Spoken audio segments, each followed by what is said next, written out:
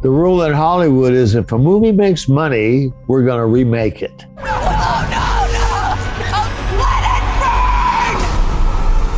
How confident are you that Halloween will really end with Halloween Ends? I feel like we're stepping out there with a very bold statement saying, by calling the movie Halloween Ends.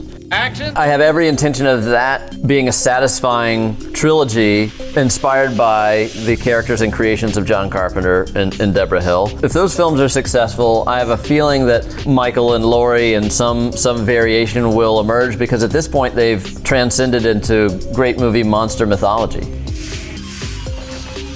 I don't see how Michael Myers dies if he hasn't yet. Right.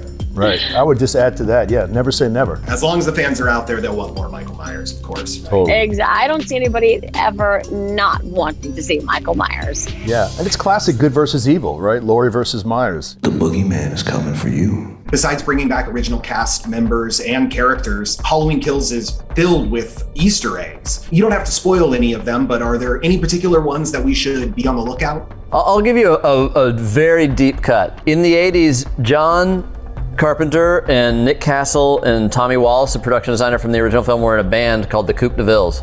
Yes.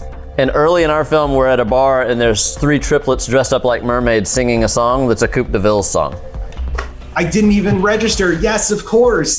That's the one they made the music video for as well, right? Correct, yeah. Take us away! Take us away!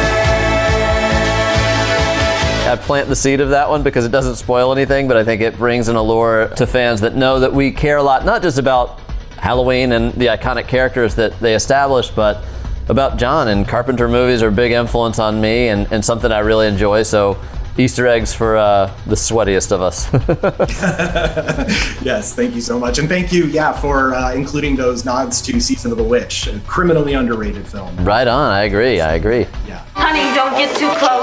You'll ruin your eyes. Jack-o'-lanterns. And producers Jason Blum and Ryan Fryman have already said they're open to making more Halloween films, mentioning that Halloween 3, Season of the Witch, might be due for a remake. Do you believe that today's audiences would be more accepting of that film than they were in the 80s?